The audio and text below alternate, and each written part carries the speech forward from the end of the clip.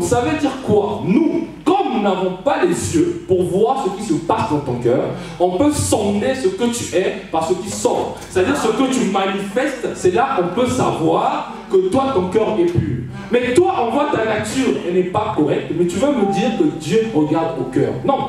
Ce que tu fais sortir là, ça veut nous montrer que l'état de ton cœur n'est pas bon.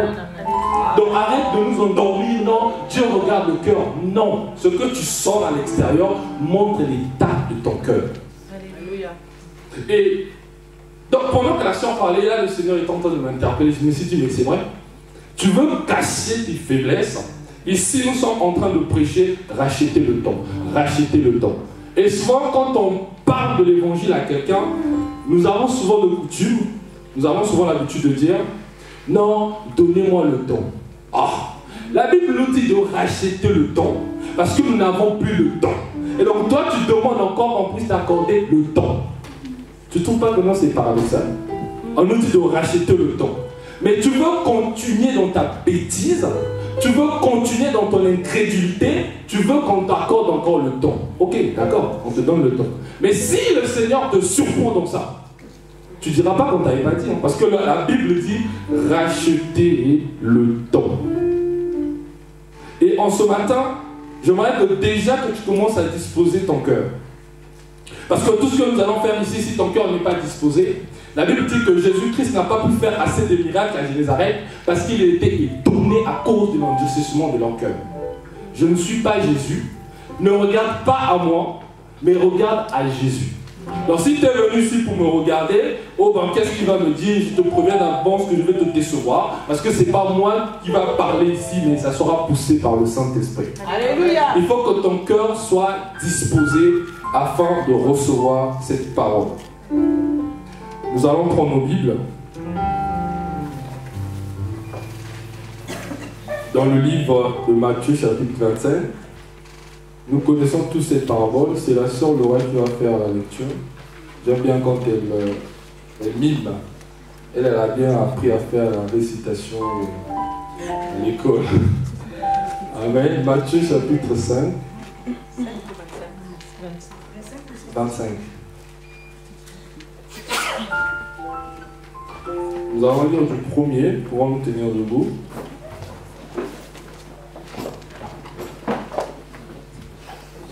Premier verset jusqu'au verset 13. Je lis la parole du Seigneur. Amen. Alors le royaume des cieux ressemblera à 10 jeunes filles qui ont pris leur lampe pour aller à la rencontre du marié. 5 d'entre elles étaient folles et 5 étaient sages. Celles qui étaient folles ne prirent pas d'huile avec elles en emportant leur lampe, tandis que les sages prirent avec leur lampe de l'huile dans des vases. Comme le marié tardait, toutes s'assoupirent et s'endormirent. Au milieu de la nuit, on cria « Voici le marié, allez à sa rencontre !» Alors toutes ces jeunes filles se réveillèrent et préparèrent leurs lampes. Les folles dirent aux sages « Donnez-nous de votre huile, car nos lampes s'éteignent. » Les sages répondirent « Non, il n'y en aurait pas assez pour nous et pour vous.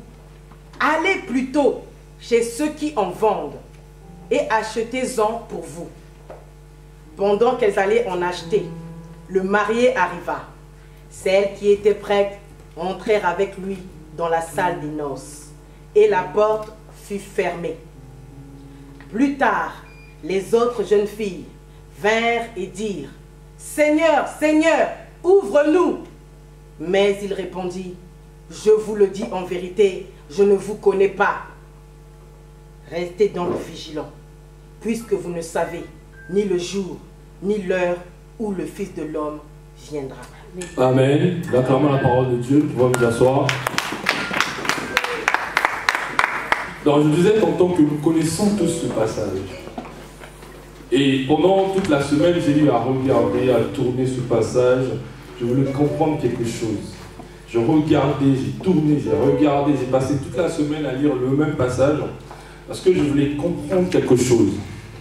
Et quand nous lisons ce passage, la Bible dit Vous savez, quand la Bible parle des fiancés et de mariés, il y a une différence entre celui qui est fiancé et celui qui se marie ou bien le marié. Mais dans ce passage, la Bible dit le marié. Donc, ça montre que toutes les étapes qui précèdent, c'est-à-dire avant la salle de noces, chez nous, coutumièrement, enfin, c'est souvent la mairie, ou bien la dot, la mairie, et ensuite c'est la soirée. Donc on voit ici que toutes les étapes ont été déjà faites. C'est-à-dire qu'il y a eu plusieurs parties. Parce que la Bible ne dit pas que voici le fiancé, il dit le marié. Donc ça veut dire qu'ils ont eu à faire toutes les étapes qui suivaient.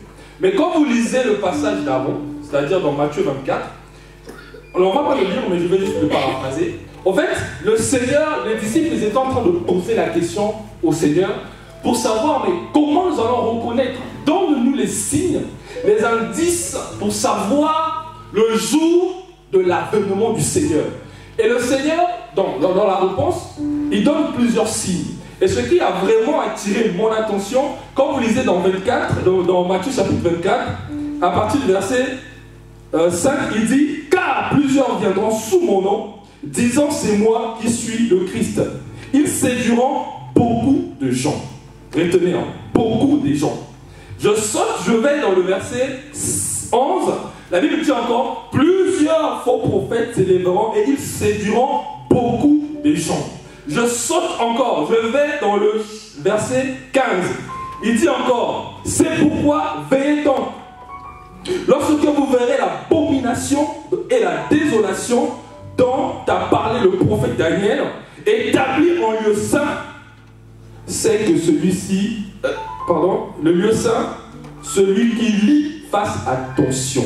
Amen. Vous savez, lorsque la Bible parle de beaucoup, c'est pour pouvoir quantifier quelque chose. Quand on parle de beaucoup, ça ne signifie pas la moitié. Donc c'est plus de la moitié. La Bible insiste, la Bible répète en disant que beaucoup et beaucoup séduiront beaucoup des fidèles. Et aujourd'hui, chose très très étonnante, les pasteurs qui se sont levés, ou les serviteurs de Dieu, veulent signifier ou montrer la présence de Dieu dans une assemblée par le nombre de personnes. Mais ici, la Bible nous dit beaucoup. Donc quand on regarde plusieurs personnes, et même ces serviteurs ou ces prophètes, ils sont allés plus loin. Quand vous lisez dans 1 Timothée, ils sont allés plus loin. Quand on regarde les choses qu'ils font, on se pose bien la question. La Bible dit dans 1 Timothée 4, à partir du verset 1, mais l'Esprit dit expressément que les derniers temps, quelques-uns abandonneront la foi pour s'attacher à des esprits séducteurs et des doctrines des démons. 2. Par l'hypocrisie des faux docteurs, porteront la marque de la flétrissure. Bon, une autre version dit la bête. Troisièmement, la Bible dit, prescrivons de ne pas se marier, à s'abstenir des éléments que Dieu a créés. Vous savez, il y a certains prédicateurs, quand tu les écoutes, surtout, moi j'ai arrêté d'écouter ces enseignements sur le mariage. Quand ils t'enseignent sur le mariage, tu as comme l'impression, c'est ce que la Bible dit, la Bible dit à partir du verset 3, prescrivons de ne pas se marier. En fait, ils t'enseignent sur le mariage, mais tellement qu'ils mettent des garde-fous, ils te donnent même envie de fuir. Je me dis, mais attends, toi tu enseignes, tu viens pour encourager les gens, pour que les gens se marient, ou tu viens pour interdire que les gens se marient. Et automatiquement tu reconnais que ce que la Bible dit, ils ne vont pas te le dire clairement comme ça, que non frère, non, ils vont sortir ces théories, non les 10 principes ceci, les 20 principes ceci, comment reconnaître, comment... Et du coup, toi qui écoutes, tu commences à bien te poser la question, bon, est-ce que c'est bon, est-ce que je dois le faire ou je dois laisser? Et vous remarquerez dans ces grandes assemblées-là, ils sont très nombreux, ils ne se marient jamais. Alléluia.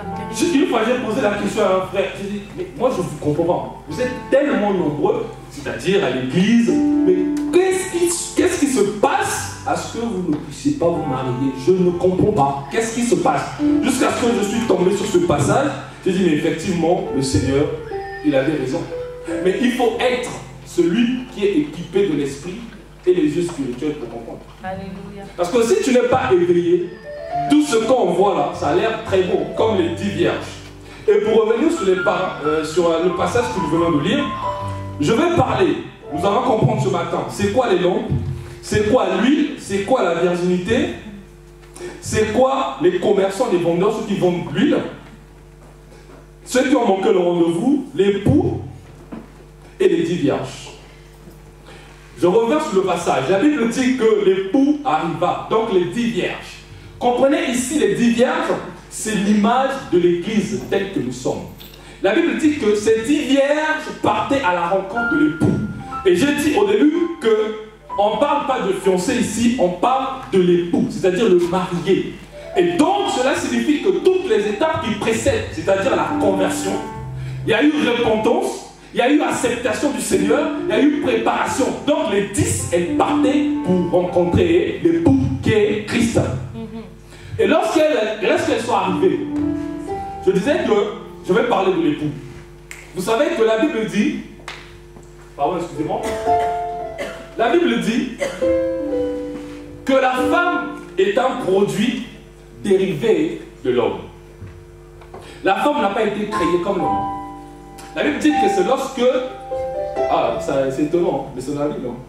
Lorsque Dieu il a endormi Adam, et pendant qu'Adam il dormait, c'est à ce moment-là qu'il a retiré la femme de la côte de l'homme.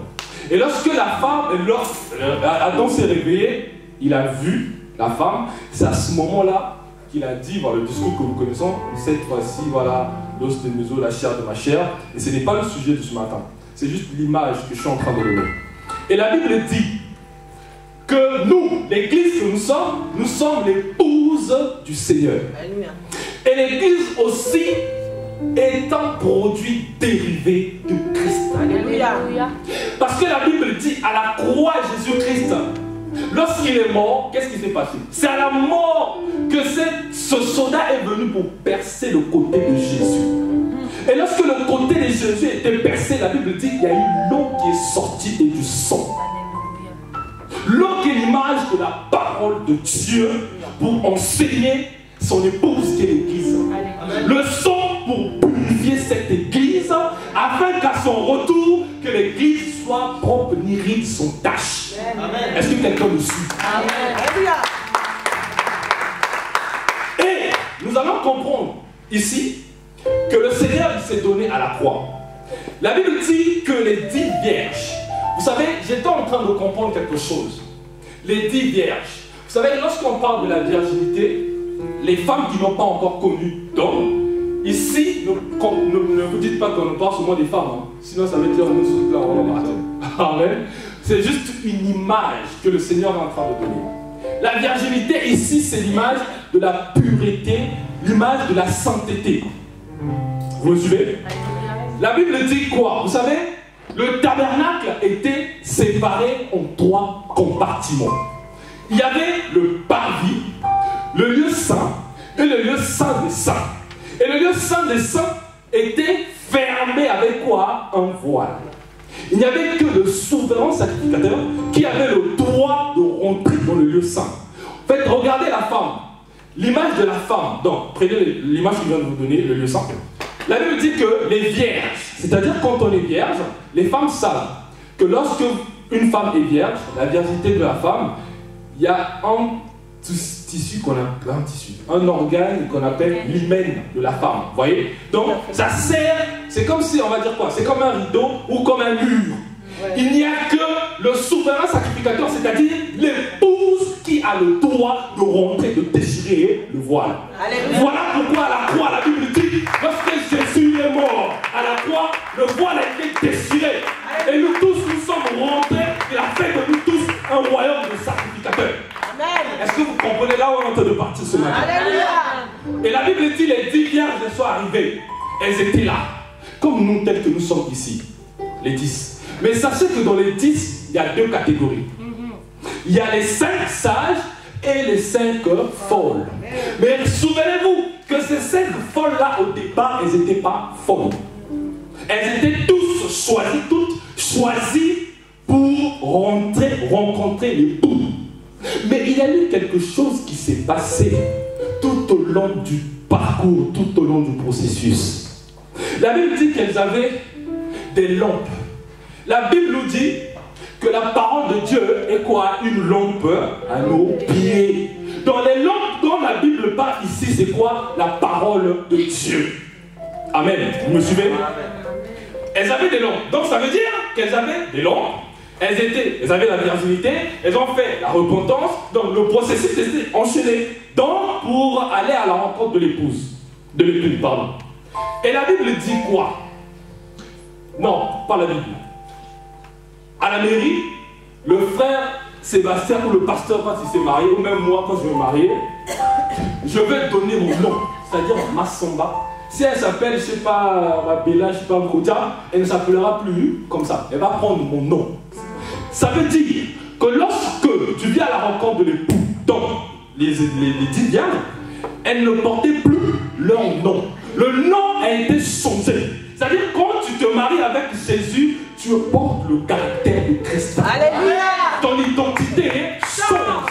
Tu n'es plus ce que tu étais avant. Donc si tu t'appelais, je ne sais pas, Massoumou, impudicité, écrasé, tu prends la nature de Jésus-Christ. La sœur Sarah, elle s'appelle maintenant Goma. Elle n'a plus le nom qu'elle avait avant. Je ne connais pas, je ne sais pas c'est quoi, mais bon, Goma seulement. Donc c'est ça, dans le Seigneur. Lorsqu'on devient chrétien, le nom qu'on avait avant est effacé.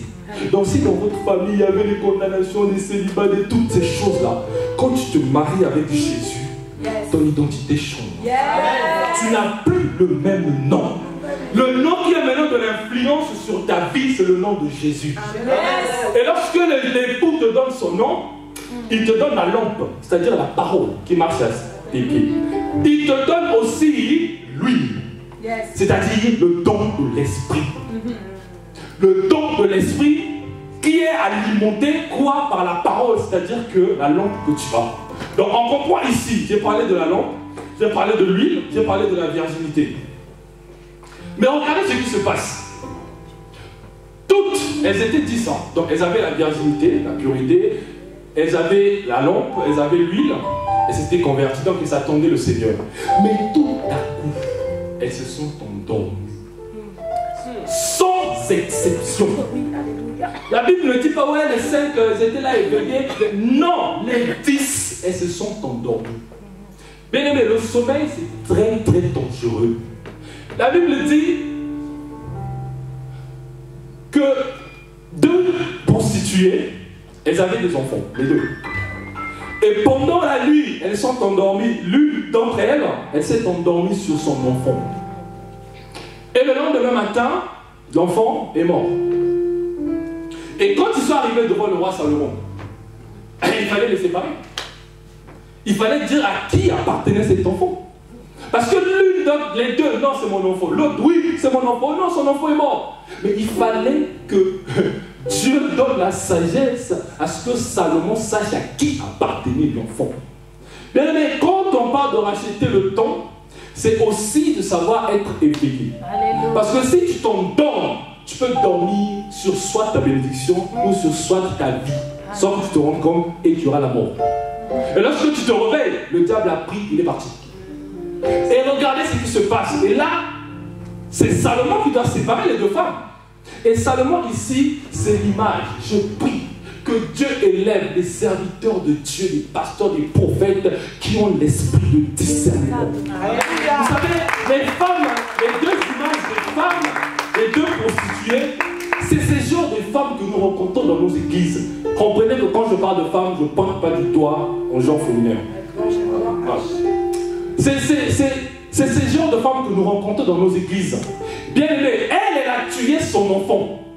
Elle vient devant le roi, usurpation d'identité. C'est-à-dire elle veut se faire passer pour la victime. Et c'est ce qui se passe dans l'église. Elle sait très bien qu'elle est fils du malin.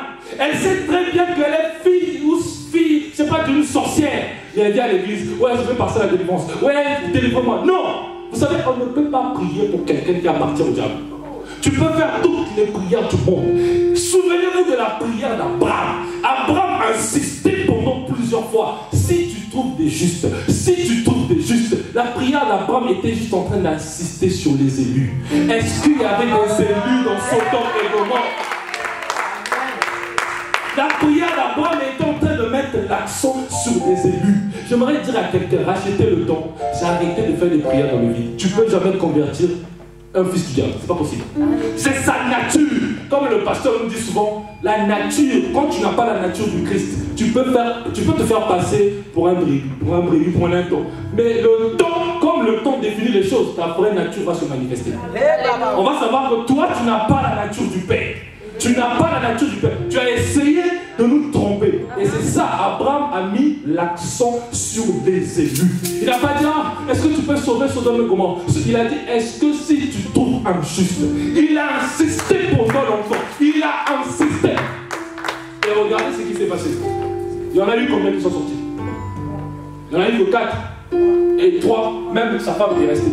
Regardez même, vous savez, quand on n'a pas la nature de Dieu, on ne peut pas faire de négociation avec le diable. Ce n'est pas possible. Je l'ai déjà rencontré moi, en croyant changer une fille du diable.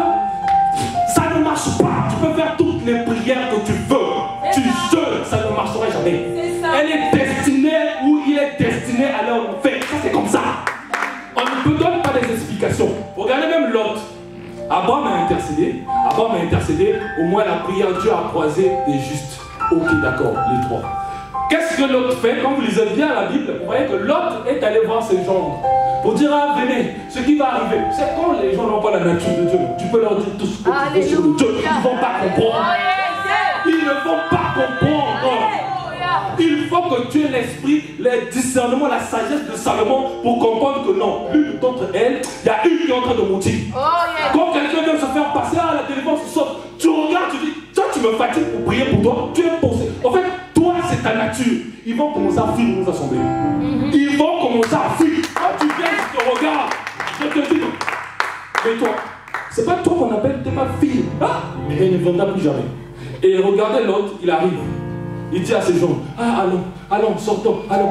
Les gens vont dire, mais toi tu racontes des histoires. Nous, on va rester ici. Ils sont partis. Comme j'ai dit, suivez bien. Quand tu n'as pas la nature de Dieu, tu n'as pas la nature de Dieu. L'autre a forcé même sa femme, sortons. Ils sont sortis. Mais lorsqu'ils sont sortis, arrivés dehors, par la prière d'Abraham, Dieu, il ne se trompe pas. Non, jamais. Dieu, il ne se trompe pas. Arrêtez-moi ça. Dieu avait dit ceci, Dieu m'a marié, après ça n'a pas marché, Dieu a changé d'avis. Vous vous moquez de Dieu. Vous moquez de Dieu. Dieu ne change pas sa parole. Si la prophétie change, ça veut dire que ce n'était pas Dieu. Alléluia. Même les 5 sens peuvent te donner une prophétie. Les 5 sens peuvent te donner une prophétie. Vous allez voir dans l'histoire des 5 vierges là, les 10 là, vous allez voir, il y en a qui se sont trompés. Tout à l'heure, on va voir ça. La Bible dit qu'ils sont sortis. Mais comme la femme de Lot, c'est comme nombreux d'entre nous ici, nous nous sommes convertis. Mais la vraie conversion, ce n'est pas quand tu viens à l'église, tu es bien maquillé, tu fais des trucs. Non. Si ton cœur n'est pas circoncis, c'est-à-dire que dans ton corps, il n'y a pas eu vraiment opération chirurgicale où Jésus-Christ rentre à l'intérieur, ça ne sert à rien. Tu vas venir à l'église, mais ton cœur reste attaché à des choses, comme la femme de Lot. Elle est sortie physiquement, mais son cœur était resté à l'intérieur. Et elle se retourne, elle regarde. Il y a plusieurs personnes qui sont des statues spirituelles ici. Là. Dans le spirituel, tu es devenu statue. Sinon, on appelle ça comment Rikeko. Donc, tu es sorti physiquement, mais spirituellement, à l'intérieur de ton cœur, tu es resté. Quand tu regardes les choses, la Bible dit, l'apôtre Paul dit, tout ce qui était pour moi comme un gain, je regarde cela comme étant de la boue. Mais quand tu regardes les choses du monde, tu dis, moi aussi quand j'étais, ça veut dire que ton cœur est encore là-bas. Lorsque tu regardes les choses du monde, tu dois dire, Seigneur, vous savez, quand je croise les jeunes filles, quand des poitrines d'or, des seins, j'ai envie de pleurer. J'ai envie de dire, mais Seigneur, qu'est-ce qui se passe avec cette génération? Je suis même en colère, j'ai envie de lui dire, mais toi, tu ne comprends pas ce qui se passe. Mais si ça te plaît, même la mode, je l'ai dit ici, j'ai dit que c'est le cœur, c'est le cœur, c'est le cœur. Et lorsque ton cœur n'est pas circoncis, n'est pas converti, on va le savoir. La mode ne doit pas t'entraîner. Imaginez-vous, je me pointe ici là avec les jeans déchirés et les bras cassés. Est-ce que vous allez croire ce que je vais vous dire? Non. Il y a la différence entre ceux qui servent Dieu et ceux qui ne servent pas Dieu. Samuel, il était dans le temple, mais il est regardé par Ophné. Il Ils étaient tous dans le temple, mais ils ne regardaient pas à ce que les autres faisaient. Il faut que ta vie chrétienne, il faut qu'elle se manifeste. Tu arrives dans un endroit, tu n'as pas besoin de dire aux gens que tu es chrétien. Par ta manière de parler, les gens vont savoir que tu es chrétien. Quand les gens se lèvent,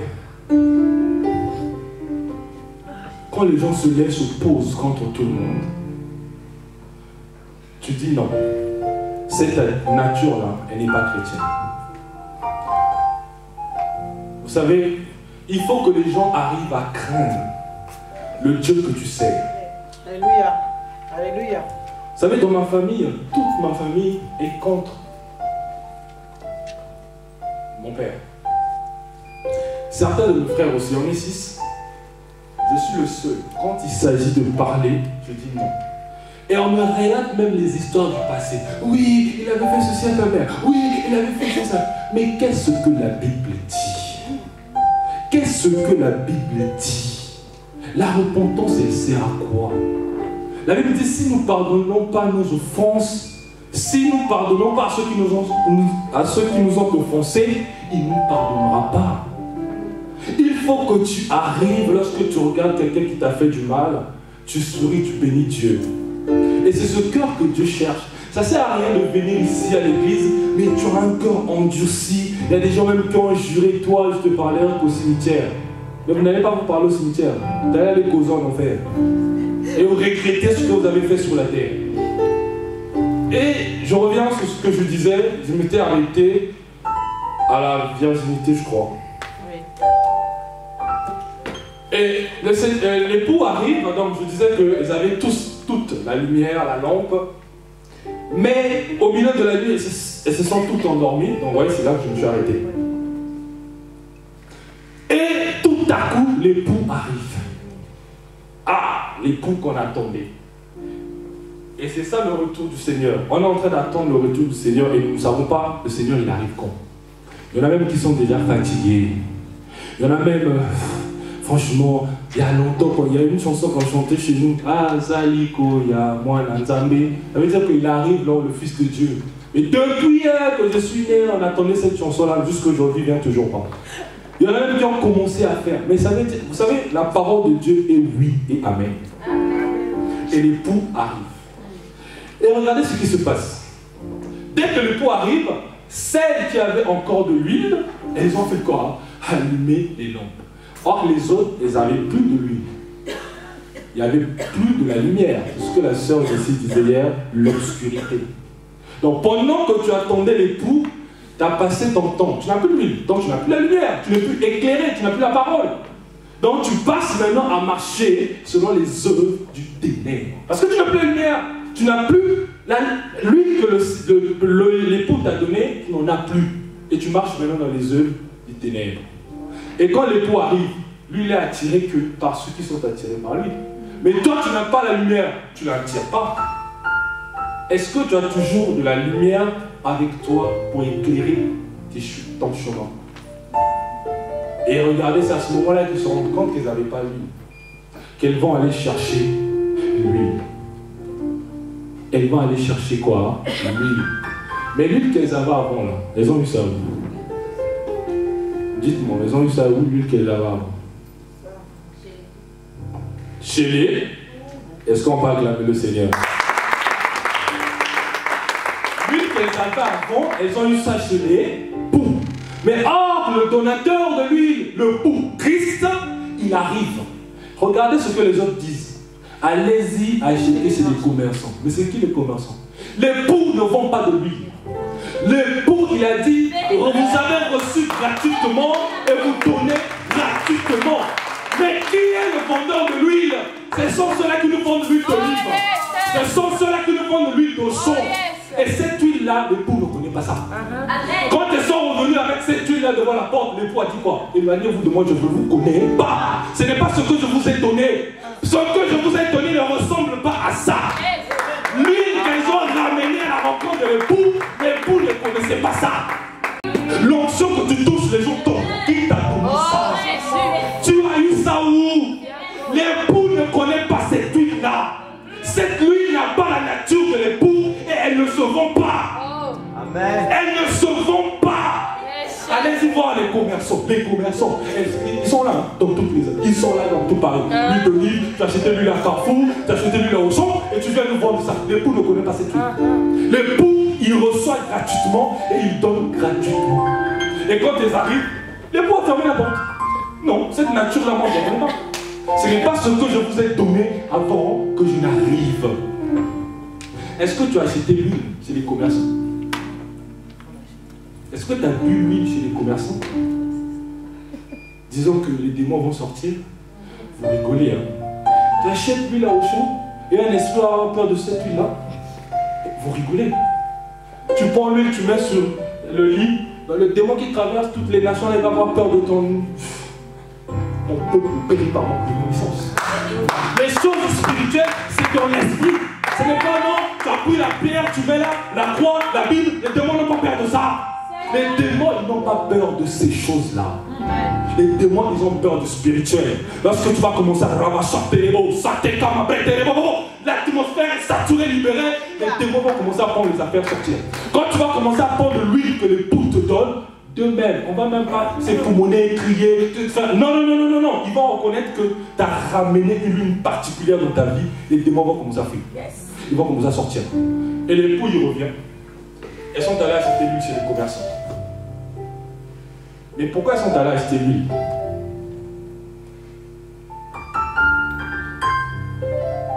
Elles sont allées acheter l'huile par rapport au conseil des autres. Qui t'a donné le conseil? Qui t'a dit que là-bas il y a quelqu'un qui fait ceci? Imaginez-vous que si elles étaient restées là, malgré ça l'époux arrive quand même. Parce que bon, on n'a pas l'huile. Ça ne sert pas d'aller voir chez les commerçants. Dans tout le cas, on nous dit quoi? De racheter le temps. Donc le temps d'aller acheter de l'huile et le temps de revenir, c'est quoi? Perdre le temps. Donc il fallait peut-être, imaginez-vous, posez-vous les questions, c'est pas dans la Bible, mais essayons un peu. La Bible dit que la parole tue, mais c'est l'esprit qui vivifie. Essayons de comprendre. Si elles étaient restées là, parce que nous sommes aussi tous ici d'accord qu'au départ elles étaient toutes sélectionnées. Maintenant, s'il n'y avait pas le conseil des autres, en leur disant, allez-y acheter l'huile chez ceux qui en vendent. C'est ça. Maintenant, si elles étaient restées là, disant, bon, ok, quand même, on n'a pas l'huile, mais on attend quand même l'époux. On verra, parce que quand elles sont parties, elles ont raté, non seulement qu'elles n'avaient pas l'huile, deux, elles ont raté le rendez-vous. Parce que la Bible, regardez la conclusion du verset. Le verset dit quoi? Le verset dit, je reviens Matthieu 25.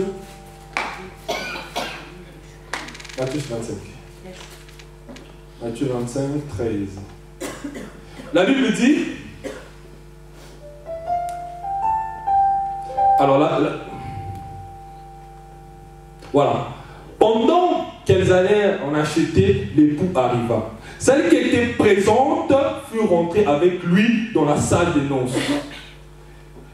Plus tard, donc elles ont perdu le temps et la salle était déjà fermée. Donc plus tard, les autres viennent vers et disent, Seigneur, Seigneur, ouvre-nous quoi? La porte. Je me suis posé la question, je me suis dit, si elles étaient restées là, malgré qu'elles n'avaient pas l'huile, mais en rencontrant quand même l'époux, parce qu'elles ont fait quoi? Elles ont raté le rendez-vous. L'époux est arrivé, elles n'étaient pas là. Mais est-ce que quand l'époux vient, quand l'époux ne te trouve pas à ta place, c'est comme une bénédiction qui vient ce matin, et la bénédiction regarde à ta place, tu n'es pas là, elle fait quoi? Elle repart. Ou quand tu viens manquer une personne à son rendez-vous, quand la personne n'est pas là, qu'est-ce qui se passe? Tu rates le rendez-vous. Mais alors, posez-vous juste la question. Bon, c'est bon, elles n'avaient plus l'huile. Donc, la lampe n'avait plus d'huile, donc pas de lumière. Ok, d'accord. Mais restons quand même. Vous savez, on n'aide pas Dieu. On n'aide pas Dieu. Tu as remarqué que tu es devenu vide. Tu n'as plus rien. Mais en essayant d'impressionner les gens, tu vas aller prendre quelque chose là-bas pour venir impressionner les gens. Mais tu nous impressionnes. Ok, d'accord, nous on acclame le Seigneur pour toi, mais tu n'impressionnes pas le Seigneur. Le Seigneur, lorsqu'il te regarde là-haut, il regarde, il secoue la tête, manque de péril, manque de connaissance. Tu n'as plus lui. Tu tu n'as plus la parole, tu n'as plus l'esprit de prière, tu n'as plus la vie de prière, j'allais dire. Reste là. Reste au pied du maître. Demande au maître, Seigneur, avant j'arrivais à prier, mais là je n'arrive plus à prier. Seigneur, avant j'arrivais à méditer, mais là je n'arrive pas à méditer. Vous savez, même le diable, il connaît très bien la parole. Il maîtrise très bien les versets, il manipule aussi très bien les versets. J'en ai vu un. À chaque fois qu'il touchait sa tête, il te sortait un verset. À chaque fois qu'il touche sa tête, avant je pensais que bon, peut-être que voilà, c'est l'éthique quoi, un tic. Mais après je me suis rendu compte, lui là, à chaque fois qu'il faisait ça, il sortait un verset. À chaque fois, c'est ça. Il est allé acheter quelque chose chez les commerçants. Et tu as introduit ça dans la maison de Dieu. Et la Bible dit, lorsque vous remarquerez que l'abomination dans le temple du Seigneur, ça veut dire que l'heure est proche. Des pasteurs qui couchent avec des filles de Tony. Tu chantes, surtout les chantes là, les pianistes là, vous m'énervez. Bon, pas toi là. Vous m'énervez. Vous souillez le temple de Dieu. Mais sachez que le salaire du péché, c'est la mort. Même si tu penses que tu es toujours en vie, tu viens danser, si tu fais ton match, tu es déjà mort spirituellement. Ce sont des cadavres ambulants qui marchent. Des cadavres. Frère, je bénis Dieu pour ta vie. Je t'ai vu quand tu étais en train de jouer à la batterie. Donne ce cœur-là, continue à avoir le cœur. Et même quand quelqu'un veut te bénir pour ce travail-là, qu'il ne te donne pas pendant que tu finis de jouer. C'est comme là, si quelqu'un veut me bénir, si je prie pour toi à la fin, tu me donnes, je vais refuser. Parce que tu veux payer. Moi, je n'ai pas payé de l'argent pour que Dieu me donne la grâce que j'ai. Donc il faut que tu continues comme ça. Ne suis pas les commerçants. Parce que les commerçants sont allés, ils sont en train de partir sur un chemin, ils ignorent là ce qu'ils sont en train de partir. Continue comme ça, refuse quand on veut te payer à la fin, oui, tiens quelque chose. Quelqu'un s'il veut te bénir, il te bénit en dehors, on peut te bénir. Mais n'accepte pas de vendre le don que Dieu t'a donné. Ça sera au service du diable. La Bible nous le dit, ceux qui veulent s'enrichir, ils veulent s'enrichir. Et tu verras que si tu continues comme ça, le Seigneur, il va te bénir. Le Seigneur, il honore ceux qui l'honorent. Et en ce matin, j'aimerais que chacun de nous puisse faire une introspection. Vous avez vu les 10, je ne sais pas dans quelle catégorie que tu es. Est-ce que tu es déjà allé acheter de l'huile? Je ne sais pas. Cette catégorie des autres, des folles, c'est des personnes insensées qui marchent comme ça selon le désir de leur cœur. Buvons, demain nous allons mourir. Faisons ceci, demain nous allons mourir. Mais quand tu marches ainsi, ça veut dire que tu n'as plus de conscience en fait en toi. Tu continues à venir à l'église, on prêche sur la parole. On prêche, on te dit convertis-toi. Nous parlons de racheter le temps. Vous savez, toutes les personnes qui sont ici, gloire soit rendue à Dieu. Si nous comprenons cette parole, si nous mettons cette parole en pratique, nous allons nous retrouver au ciel ce jour-là. Mais si cette parole, tu l'écoutes seulement, à la fin tu reprends ta vie. Retiens bien mon visage. Quand tu vas aller en enfer, le Seigneur va balancer le CD. Tiens, et tu vas me voir. Mais moi, tu ne pourras plus me voir parce que je serai de la gloire du Père. Tu dois, la Bible dit, l'apôtre Paul dit, traite ton corps, je traite durement mon corps. Il faut que tu traites durement ton corps. N'accepte pas les gens te manipuler avec des bêtises, avec des conneries. On ne joue pas avec le salut de ton âme. Ne joue pas avec le salut de ton âme. Amen. La vie sur la terre, elle a une période limitée. Nous serons tous ici là un jour, nous allons tous quitter. Ce matin, quand j'étais en train de prier, je faisais les tours, et je sais pas, j'ai senti, c'est comme si, je sais pas comment expliquer ça, j'ai senti, c'est comme si, en fait, c'est comme une salle, enfin c'est comme si le Seigneur est en train de me dire, ce que tu prêches, veille à ce que toi-même aussi, que tu puisses mettre cela en pratique. Parce que ne sois pas, comme j'avais dit la dernière fois, un panneau prédicateur. Vous savez, les panneaux de McDo là, ne vont jamais au McDo. Les panneaux de McDo nous montrent seulement le chemin par là, allez au McDo, virez à droite, virez à gauche. Mais ces panneaux là ne se déplacent pas pour aller au McDo. C'est comme ceux qui prêchent, mais eux ils ne font pas. Ils prêchent seulement, oui, faites ceci, oui, faites cela, oui, faites ceci. Mais ils ne font pas. Mais ce jour-là, donc pendant que j'étais en train de prier, j'étais en train de ressentir, c'est comme si le Seigneur était en train de me dire, veille à ta vie, de ce que tu dis aux autres, veille à ce que toi-même tu puisses faire ça. Imagine un peu toi, au jour du jugement, tout ce que tu fais là, on va te balancer ça, regarde ce que tu disais aux autres. Vous savez, je ne sais pas si vous l'avez déjà ressenti, ce sentiment de si je savais. Quelqu'un a déjà ressenti ce sentiment-là en étant vu sur la terre. On t'a donné un conseil, ne fais pas ça, ne choisis pas cette soeur, ne choisis pas ce frère, ne choisis pas.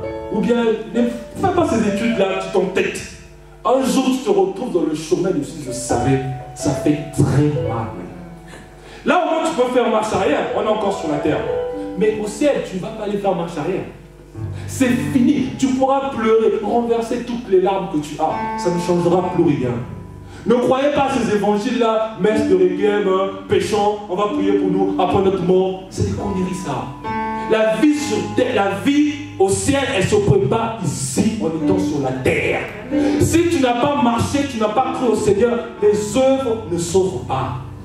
Les gens qui disent oui, il a fait ceci, il a fait ceci, donc ça veut dire que tous les assassins là, qui sont en train de tuer les enfants de Touy, à la fin ils donnent des enfants, ils donnent beaucoup d'argent, ils vont aller en enfer, ils vont aller au ciel. Dieu n'est pas injuste. Dieu n'est pas injuste et Dieu n'a jamais été corrompu. C'est ça. Ici, nous n'avons pas les yeux pour voir, mais il n'y a pas plus paparazzi que Dieu. Alléluia. Ce que tu fais en secret, la Bible dit, c'est honteux de dire des choses qu'il faut en secret. C'est honteux de dire des choses qu'il faut en secret. La Bible dit, élevez les mains pures vers le ciel. Tu ne peux pas venir à l'église ici, et je profite de l'occasion de dire. Je profite encore de le dire et de le répéter encore. Vous savez, le rendez-vous de la mort, on ne sait pas à quel moment ça arrive. Moi, aujourd'hui, je vous parle de la parole de Dieu, mais je suis né d'une femme qui priait beaucoup. Mais quand on dit prier, les jeûnes, des prières, elle pouvait se mettre à genoux de 6 heures jusqu'à parfois 12 heures, elle est en train de prier. Mais le jour qu'elle est décédée, quand j'ai regardé son corps, enfin on l'a accompagné, on est parti en voiture, j'ai regardé son corps, je me suis dit, bon, si la vie d'un homme se limitait seulement ici sur cette terre, ça veut dire que Dieu est injuste. Mais comme Dieu n'est pas injuste, il n'est pas injuste. Vous savez, il y en a même qui disent quand ils meurent, on leur demande de revenir, ils refusent. Non, mon corps là, non, je ne veux pas monter. Nous, on n'a pas les yeux en pouvoir. On veut bien se maquiller, bien s'habiller et tout. Mais quand tu sors de ton corps, j'ai déjà expérimenté ça. J'ai prié pour quelqu'un, chez moi, j'étais juste au téléphone, non, Jésus, j'ai prié. Après, je me suis endormi. Or, la personne était poursuivie ou pourchassée par un esprit. Et l'esprit est rentré dans ma chambre. Donc quand l'esprit est rentré dans ma chambre, au fait j'étais crispé sur mon lit. C'est comme mon esprit était sorti. Je voyais mon corps, mais mon corps n'arrivait pas à bouger. Mon esprit voyait mon corps, mais je n'arrivais même pas à faire un mouvement, prendre mon téléphone. Et je cherchais. Je me suis rendu compte, la mort. Donc c'est ça quand on nous dit que non, le corps c'est juste l'enveloppe. Je voyais mon corps, hein, mais je n'arrivais pas à le bouger. C'est comme si c'était devenu, je sais pas, vous voyez là, ça c'est l'âme ou l'esprit, et ça c'est le corps. Mais je voyais le corps, mais le corps n'arrive pas à bouger. Après un moment, je suis revenu. Donc quand on nous dit vraiment que la mort, c'est le corps, c'est vraiment l'esprit. Le corps c'est vraiment l'enveloppe. Et je dis souvent que quand tu prends ton temps à embellir ton corps, à nourrir ton corps, à mettre le maquillage, les fonds de teint, des tissages jusqu'ici, le corps te réclame ces choses, mais l'esprit est attristé. Ton âme est attristée. Tu ne nourris pas ton âme, tu ne nourris pas ton esprit. Le corps n'est pas reconnaissant. Il n'y a pas plus ingrat que le corps. Amen. Le corps, il est ingrat. Il va te dire, ouais, je vais aller à la publicité, tu vas lui satisfaire. Demain, je vais aller là-bas, tu vas faire. Mais le jour de ta mort, il va te lâcher. Amen. Lui, poussière, tu retourneras, poussière. Toi maintenant, tu te retrouves en train de pleurer. Le corps, je te fais ceci, je te fais. Déjà, il va même plus parler. Il va même plus parler. Parce que c'est fini. Et en ce matin, en sortant d'ici, prends une résolution d'arrêter de faire des copies de gauche-droite. Sinon, tu seras parmi celles qui ont raté au retour de pouvoir fermer la porte. et garde ce que l'époux te donne. Ce n'est pas des histoires qu'on raconte ici. Ce n'est pas des histoires. Ce n'est pas des histoires. Ce qu'on est en train de dire ici, là, vaut mieux écouter des prédications qui t'interpellent à changer ta vie qu'écouter des prédications qui te disent possède, possède, possède, possède. Tu continues à posséder, les démons aussi continuent à te posséder. Tu vois des gens, je possède, les démons aussi te possèdent, te possèdent, te possèdent. Mais toi, tu as tout. Tu as une belle maison, tu as une grande voiture. Mais pourquoi tu as assez possédé comme ça, comme possédé comme toi, il n'y a pas? Mais tu vas quand même à l'église. Tu continues quand même à prêcher, tu continues quand même. Tu ne penses pas au salut de ton âme. Retiens ce que je te dis ce matin. Le corps, ce n'est pas un bon associé. Le corps, ce n'est pas un bon associé. Le jour, il va te trahir. Il va te trahir. Et qu'est-ce que tu vas faire? En ce matin, je ne sais pas si tu as toujours de la parole, tu as toujours l'huile, tu as toujours l'esprit en toi, je ne sais pas. Je ne sais pas si tu as vraiment... Vous savez, on peut mentir les hommes. Hein. Comme Evan se disait hier, mais tu ne peux pas te mentir à toi-même. Tu peux mentir à tout le monde. Est-ce que tu es celui-là, quand il te s'agit de faire passer le mensonge, tu es à l'aise? Vous savez, il y a des jours, je suis parfois dans une situation délicate. Je dis, bon, je vais mentir ou je vais dire la vérité. Mais quand tu veux mentir, l'esprit va te dire, ah, c'est pas bon. Il faut dire la vérité. Mais si je dis la vérité, il y a quelque temps, je me suis fait avoir. Il y a une soeur qui ne voulait pas que je dise la vérité au pasteur. Mais j'étais pas allé chez moi. Quand chez moi, je restais, c'était mignon. Elle me dit, non, le pasteur n'est pas obligé. Quand je dis, non, c'est pas possible. Mais quand tu vois que toi, tu es ingénieur des mensonges, c'est-à-dire quand tu fais passer le mensonge, la fière, ça passe.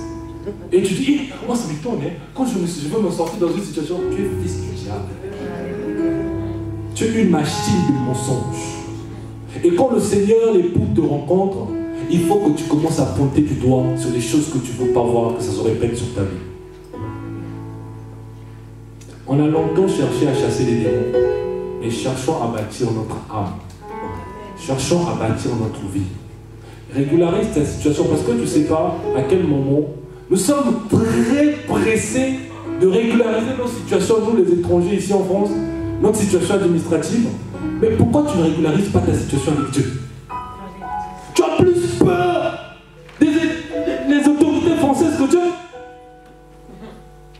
Donc, toi, mais non, bien aimé, ramène-moi un peu. Essaie de t'asseoir, pose-toi des questions. Vous savez, quand je suis avec des gens qui ne comprennent pas certaines choses, avant je me fâchais, mais il y a des moments là, je commence à avoir de la compassion. Je dis, mais ils ne comprennent pas ça. Ils ne comprennent pas. En ce matin, je t'encourage. Si tu as une situation que tu traînes depuis, bien aimé, tu ne sais pas la mort, elle va arriver quand. Je vous faisais le témoignage de ma mère, elle priait beaucoup le jour qu'elle est tombée dans sa chambre. Jusqu'à ce jour, elle est partie.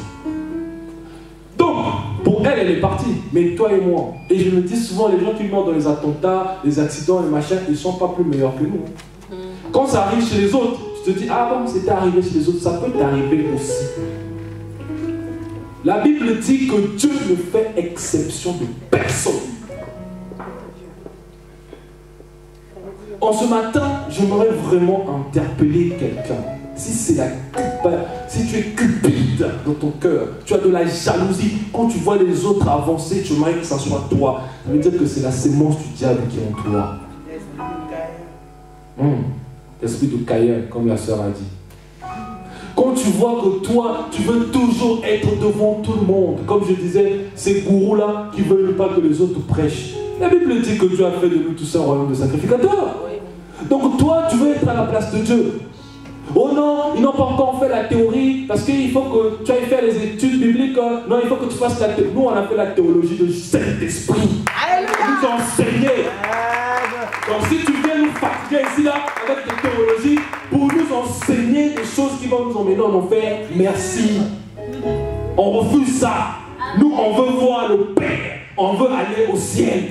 À chaque fois, il faut que tu t'assoies, tu te poses des questions. Si Jésus revient aujourd'hui, bien aimé, ne pensez pas parce que je suis en train de vous prêcher là, je suis le plus honnête. Moi-même, quand je m'assois, je me pose des questions. Je dis, ah, Seigneur, je n'ai pas envie de rater le ciel. Et surtout pour nous, ça va nous faire très mal. Donc tout ce que je suis en train de vous dire là, et ce jour-là, papa, les autres montent. Et toi, tu pars pas. Vous imaginez la quantité de larmes que je vais sortir. Et donc tout ce que, Seigneur, pendant que je suis en train de nous interpeller, prenons ça au sérieux. Prenons ça au sérieux. À l'époque de Jean-Baptiste, il disait que le royaume de Dieu est proche. Ça, c'était à l'époque de Jean-Baptiste. Ça fait plus de 2000 ans. Mais combien de fois aujourd'hui, l'abomination est rentrée déjà dans le temple de Dieu? La magie est rentrée. Et surtout pour nous les jeunes, là. Quand vous venez monter ici, là, c'est un jugement. Déjà.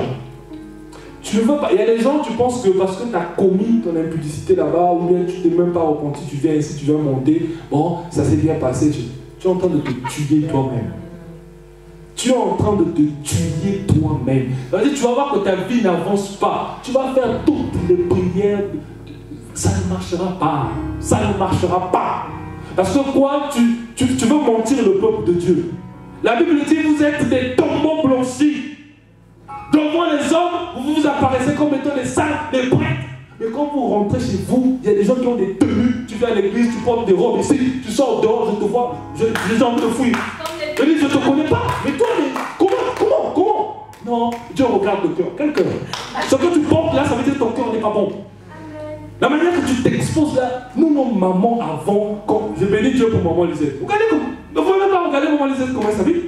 Vous venez ici, les pantalons serrés, vous regardez, il y a des gens, il y a un frère qui m'a dit ici, frère, je n'ai pas pu prier pendant le culte, parce qu'il y avait une soeur qui chantait, elle avait porté quelque chose. Et tu es en train de faire pécher l'autre. Tu empêches l'autre de rentrer dans le royaume des cieux. Donc pendant que les gens disent ça, le Seigneur est là, lui, il n'arrive pas. Divagation de pensée à cause de toi. Donc toi, à cause de ton habillement, tu es en train d'empêcher les brebis du Seigneur d'aller au ciel. Et vous allez dire ça, non, c'est la mode. Mais vous savez pas, la mode là, c'est inspiré par les sirènes des eaux. Et vous venez là, non, nous sommes tous, vous entraînez des démons de l'église, les gens prient, on n'arrive même pas à faire monter la présence de Dieu à cause des histoires. J'ai dit un témoignage ici là, on m'a offert un pantalon qu'on a acheté, je l'ai porté comme ça. La nuit là, j'ai été visité par une femme de nuit. J'ai dit, mais comment ça se fait? Je croyais que c'était des histoires. J'ai encore essayé la deuxième fois. J'ai dit, hey, le pantalon là. Mais vous prenez ça à la légère. Non. Quand je vois quelqu'un, tu prêches. Mais ce que tu dis, ça ne te reflète pas. C'est-à-dire que tu dis, ouais, fais ceci, mais toi-même tu ne fais pas. Ça veut dire que tu n'as pas reçu la révélation. La révélation doit te transformer toi-même. Et quand tu vas parler aux autres, elle transforme les autres. Mais si toi-même elle ne t'a pas changé, elle ne changera pas les gens. Elle ne changera pas les gens. On les reconnaîtra. Ce que tu dis, il y a des gens parfois quand tu les écoutes, ce qu'il dit, et tu regardes sa vie, tu vois que dans ce qui sort de sa bouche, il n'y a pas de puissance. C'est-à-dire que c'est comme si c'était des versets qui te racontent. Mais il n'y a pas de vie. La Bible dit que la parole de Dieu ne se limite pas seulement aux paroles, mais à la manifestation de la puissance. Donc tu sens que quand le gars ou le pasteur est en train de parler, il y a une puissance qui vient sur toi. Mais quand tu sens que ce n'est que des versets, tu sens que ce qu'il dit là, il ne fait pas ça. Il ne fait pas ça, il va se retourner, il va faire autre chose. Jeunes gens, rachetons le temps. Soyons comme les 5 vierges sages.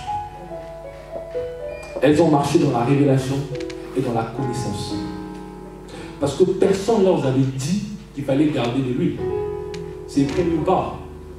Personne ne leur a dit ça. Mais est-ce que toi tu marches dans cette attitude-là?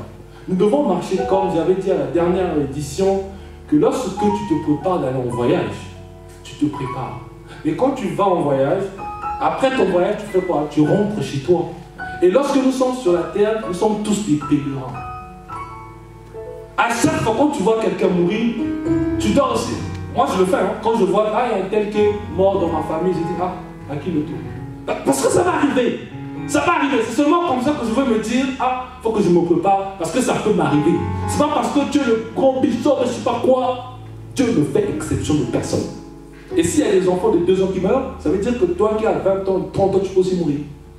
Et tu peux mourir par un AVC, Et le seul chemin qui nous amène d'aller au ciel, si ce n'est pas l'enlèvement, c'est la mort.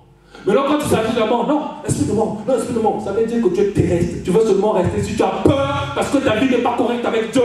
Tu as peur, ça te fait peur parce que tu n'es pas en règle avec Dieu. Amen. Mais ceux qui ont une relation avec Dieu, qui demandent même la mort. La Bible dit que Simeon, lorsqu'il a vu le Seigneur, il a demandé, Seigneur, tu peux maintenant prendre ton serviteur parce que mes yeux ont vu l'agneau. Mais quand tu n'as pas cette relation-là, tu sais que tu traînes encore des choses, tu as peur. Quand tu s'agit seulement à esprit de mort, tu commences à sauter. Si tu m'appelles, non frère, on m'a dit là-bas, esprit de mort, je ne veux pas prier. Déjà, je n'aime pas faire des prières, des peurs là, les gens, parce que tu viens un truc, tu commences à t'agiter. Je ne veux pas prier. C'est la peur qui va me pousser de prier. Mais je n'ai pas envie de prier par la peur. Parce que la Bible dit que nous n'avons pas reçu un esprit de timidité, un esprit de peur, mais un esprit qui crie Abba Père. Donc si tu viens me pousser à prier quand tu as peur, je ne prie pas. C'est la peur où la mort arrive, où la mort. Mais, enfin, c'est le seul chemin. Soit tu meurs, soit tu seras enlevé. Et la Bible dit que ce qui s'est passé à Sodome et Gomorrhe sera pire dans cette génération. Et c'est vraiment pire. Même quand tu vois des choses, j'ai écouté dernièrement un prédicateur dire des choses. C'est un très très grand prédicateur. Et j'avais mal au cœur. Je dis, mais comment toi tu peux dire ça? Comment tu peux dire ça? Je suivais un pasteur, j'écoutais beaucoup ses adorations, tellement que je l'aimais. Je commençais même à parler comme lui. Donc quand je me levais, les gens m'appelaient maintenant, parce que c'est filmé, mais je ne vais pas dire son nom, mais le jour que j'ai vu son affiche, et derrière avec un gros franc-maçon, j'étais déçu. J'ai dit, tout le monde sait que le gars là était le représentant de la franc-maçonnerie en Afrique. Comment tu peux faire des choses comme ça? C'est ça, quand tu fais ça en cachette, ça va commencer à se dévoiler. Dieu va commencer à te montrer.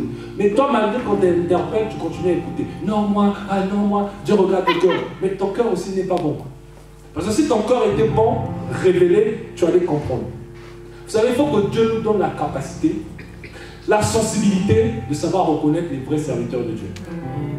Tu le regardes 2 fois, 3 fois, Dieu te dit non. Vous savez, le pasteur Edouard, je ne le connaissais pas. Quand je suis arrivé, il m'a contacté, il m'a donné une vidéo, je suis allé voir.